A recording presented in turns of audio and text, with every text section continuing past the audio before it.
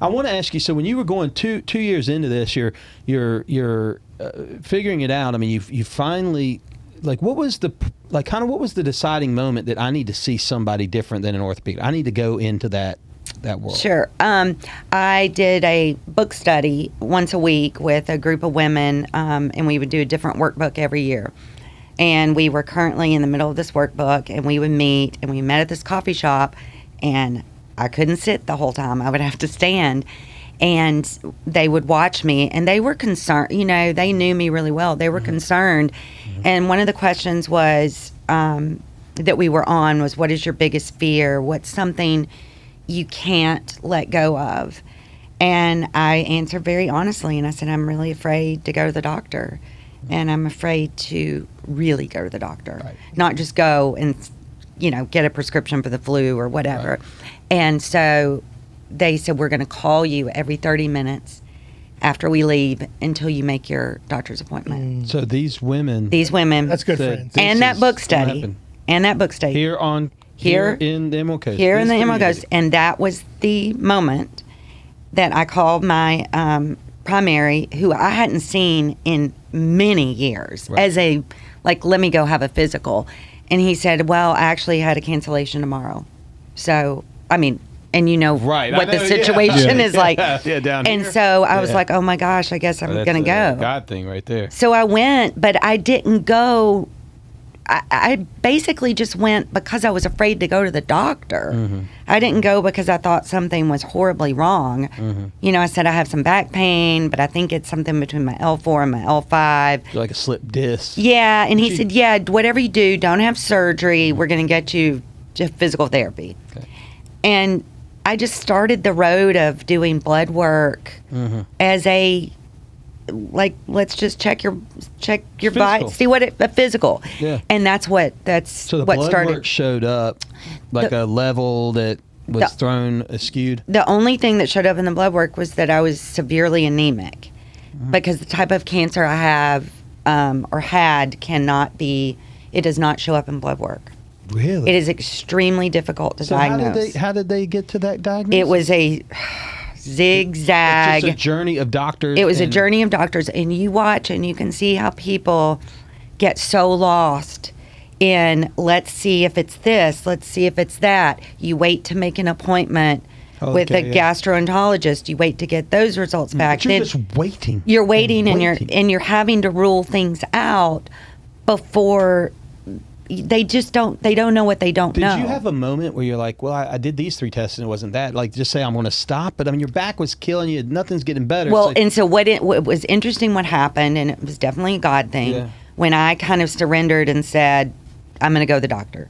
And I go to the doctor, and I, lost some weight, but I thought it was just because I was, fit and doing cheer. And and I had some back pain. Through ruling out different things, everything came crashing. Like, if I had been going like this, I went on a very swift decline with added symptoms. Okay. While I was in that process, so it was like a 3 month. Like the cancer had progressed a little bit. It went from growing slowly to I was losing 2 to 3 pounds a day. Oh my! Oh wow! Wow! It was terrifying. Yeah. And they're still doing blood work. They're ruling things out, and then lymph nodes started popping out. Oh wow! Everywhere. Wow! And so. So that starts sending you in the right direction. You start getting in the right direction, but when I would go for these, wrong direction there in the cancer world, but right direction in figuring it out. But when I would go have tests, like I went to have a colonoscopy because they thought maybe I had an internal, like a GI bleed, and that was why I was anemic. I thought I was going to die just from doing the fast.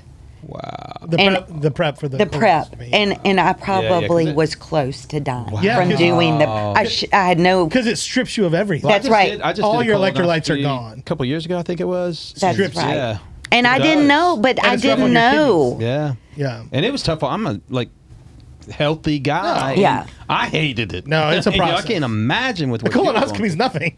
Right. It's not supposed to be. So I did wonder, why am I, like, my husband would take me to have blood work, and I would have to sit in the car because I couldn't stand in line to wait for the blood work. What would you say to somebody that's listening today that's dealing with some pain, has some questions unanswered, is going through, maybe they're in step 1 or 2 of these questions? Like, what do they need to know about that strength to keep searching, and take ownership or something? I think, a piece of advice that I would give someone that I didn't do because I didn't know to do this is, when you go to see whatever doctor it is, it's a, orthopedic surgeon or your OBGYN, don't discount any symptoms you're having. Mm-hmm. Like, you're having night sweats, but you know your night sweats have nothing to do with what's going on because it's menopause. You list every single symptom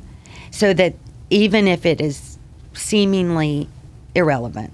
That's smart. Maybe insomnia, maybe you've lost a lot of weight, but you've also been working out. You just list all the symptoms.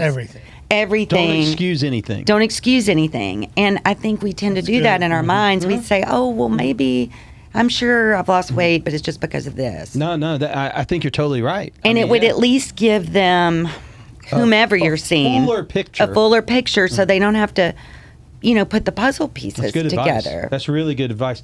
So you finally get this diagnosis. You like you say, you start kind of tanking. I assume you're at a cancer doctor now, or no? No, my primary is who finally gave me the diagnosis because he had the lymph nodes biopsied. Okay. Mm-hmm. And so your primary here calls you up, and tells you. And his wife is a friend of mine. Okay, so you now know. What do you do with that information? Like, when it hits you like that, you're kind of, do you feel like you're faced with your mortality? Do you feel like, what are the thoughts racing through your mind? When he told me, not at that moment. Okay. I think when I am faced with like a really scary situation, I tend to not feel. Mm-hmm. I go into survival mode, I get tough and how am I going to manage this? Right. I don't fall apart until later. I get that. And also possibly your female side of things. It might be. I just sort of took it and thought, okay, well, what's next? Which, by the way, if the audience is listening there, when I'm pointing out to her female side of things, because there's strength in it that guys women can handle pain different. They're built to handle pain differently. But they really can. It wasn't a conscious thing. It's just, I think you kind of soldier up, I wasn't able to fully realize what I was about to go through, and I think you're given that information. I think God allowed you to have that information in increments because there's no way you could emotionally handle that in like a 5-minute phone call. And when you were telling your family, you obviously went to tell Murray and then your kids, how does that unfold when you start talking to your family about it? Well, with my husband, I didn't want him to know immediately. Okay. I just wanted to sit with the information for, I think I sat with it overnight. So you just sat with it, and you needed to process. I needed to process it. And then with our children, what's interesting about that, we didn't say, hey, your mom has cancer. How old were they then? That was 3 years ago. My son would have been 10 and my daughter would have been 9. Yeah. Maybe 10 and a half. Is that right? They already knew. Really? They already. Kids, man, it's nuts. They knew. They were terrified because they were seeing what I couldn't even see myself. They've been seeing mom standing up. They'd seen mom wincing when she sits down. They were seeing mom me. Winces there, mom, and no other parents are doing this. That's right. And they're also seeing me go take long naps. And I think they had a sense, I think kids know so much more than you. So I think they knew. I think it was. We never said this is cancer to them. We just said, honestly, I don't know what was said. My husband he handled it. He handled it because I was so sick. I couldn't go to them and say, "Hey, I'm going to be okay," because I didn't know if I was going to be okay.